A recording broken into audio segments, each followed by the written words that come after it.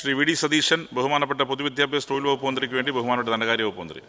Sir, ഇത് വളരെ പ്രധാനപ്പെട്ട ഒരു വിഷയമാണ്.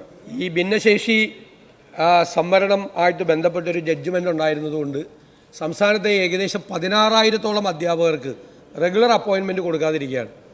ഈ ഭിന്നശേഷിക്കാർക്കുള്ള സംവരണം ആ സീറ്റ് മാറ്റിവെച്ചിട്ട് ബാക്കിയുള്ളവർക്ക് കൊടുക്കണമെന്നാണ് നമ്മുടെ നിലപാട്.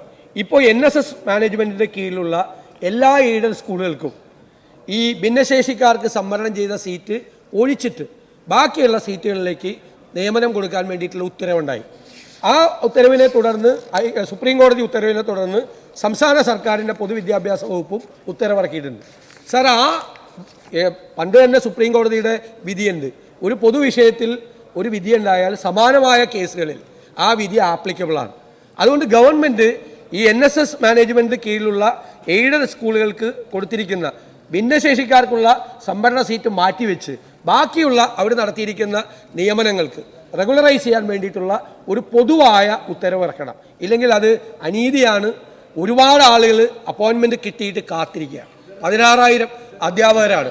ഇതൊരു ന്യായമായ കോടതി വിധിയുടെ പശ്ചാത്തലത്തിൽ എല്ലാവർക്കും ഇത് ബാധകമാക്കിക്കൊണ്ട് ഭിന്നശേഷിക്കാരുടെ സംവരണത്തിന് ആളില്ലെങ്കിൽ ആ സീറ്റ് മാറ്റിവെച്ചിട്ട് ബാക്കിയുള്ളതിൽ സ്ഥിരനിയമനം കൊടുക്കണം എന്ന് അഭ്യർത്ഥിക്കും. ഈ സെയിം ടോപ്പിക് തന്നെ ശ്രീ സജീവ് ജോസഫ്, TV ഇബ്രാഹിം, സനീഷ് കുമാർ ജോസഫ്, ശ്രീ തിരുവഞ്ചൂർ രാധാകൃഷ്ണൻ, ഡോക്ടർ മാത്യു കോയൽനാടൻ എന്നീ അംഗങ്ങളും നോട്ടീസ് നൽകിയിട്ടുണ്ട്. യെസ്, ബഹുമാനപ്പെട്ട പൊതുവിദ്യാഭ്യാസ വകുപ്പ് മന്ത്രിക്ക് വേണ്ടി ധനകാര്യ വകുപ്പ് മന്ത്രി. സർ, ഈ ഒരു വിഷയമായിട്ട് മറുപടി. യെസ്, ആ വിഷയം പറഞ്ഞു.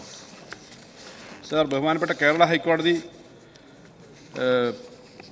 റിട്ട് അപ്പീലിൽ 13/3/2023 തീയതി പുറപ്പെടുവിച്ച വിധിന്യായത്തിൽ ഭിന്നശേഷി സംവരണ നിയമങ്ങൾ സംബന്ധിച്ചുള്ള നിർദ്ദേശങ്ങൾ പൂർണ്ണമായും നടപ്പിലാക്കുന്നത് വരെ 8/11/2021 ശേഷം ഉണ്ടാകുന്ന ഒഴിവുകൾ ദിവസവേതന അടിസ്ഥാനത്തിൽ നികത്താൻ എല്ലാ എയ്ഡഡ് സ്കൂളുകളുടെയും മാനേജർമാർക്ക് സ്വാതന്ത്ര്യമുണ്ടെന്ന് ഉത്തരവിട്ടിരുന്നു. അത് അനുസരണം 24/3/2023 ഉത്തരവ് പ്രകാരം സർക്കാർ ഒരു ഓർഡർ ഇറക്കിയിരുന്നു. സർക്കാർ പുറപ്പെടുവിച്ച മാർഗനിർദ്ദേശങ്ങൾക്കെതിരെ നായർ സർവീസ് സൊസൈറ്റി SLP മുഖാന്തരം സുപ്രീം കോടതിയെ സമീപിക്കുകയുണ്ടായി. സൊസൈറ്റിയുടെ കീഴിലുള്ള സ്കൂളുകളിൽ ഭിന്നശേഷി നിയമനത്തിന് മാറ്റിവെച്ചിട്ടുള്ള തസ്തികകൾ ഒഴികെ മറ്റൊഴിവുകളിൽ റെഗുലർ സ്ഥിര നിയമനം നടത്തുവാൻ അനുവദിക്കണമെന്നായിരുന്നു പ്രധാന വാദം.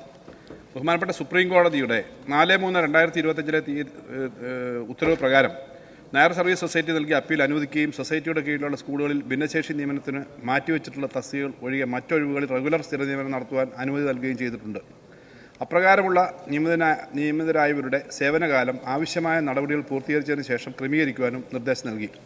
കൂടാതെ ഹർജിക്കാരും സമാന സൊസൈറ്റികളും ഭിന്നശേഷി നിയമനത്തിനായി തസ്തികകൾ മാറ്റിവെക്കണമെന്നും ബഹുമാനപ്പെട്ട കോടതി നിർദ്ദേശിച്ചു.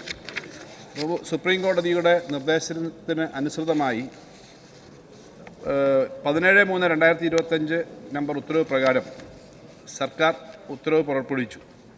നായർ സർവീസ് സൊസൈറ്റി മാനേജ്മെൻറ്റിൻ്റെ കീഴിലുള്ള സ്കൂളുകളിലെ ജീവനക്കാരുടെ നിയമനം അംഗീകരിക്കുന്നതിനുള്ള സർക്കാർ ഉത്തരവ് സമാന സ്ഥിതിയിലുള്ള മറ്റ് മാനേജ്മെൻറ്റ് സ്കൂളുകളിലെ ജീവനക്കാർക്ക് കൂടി ബാധകമാക്കുന്ന വിഷയം ഭിന്നശേഷി വിഷയത്തിൽ നിലവിലുള്ള കോടതി ഉത്തരവുകളുടെ അടിസ്ഥാനത്തിൽ അഡ്വക്കേറ്റ് ജനറലിൻ്റെ നിയമ ഉപദേശവും നിയമവകുപ്പിൻ്റെ അഭിപ്രായവും ലഭ്യമാക്കി സർക്കാർ പരിശോധിക്കുന്നതാണ്. അതാണ് പ്രധാനപ്പെട്ടത്. അപ്പോൾ അതനുസരിച്ചിട്ടുള്ള നടപടികൾ സ്വീകരിക്കുന്നുണ്ട്.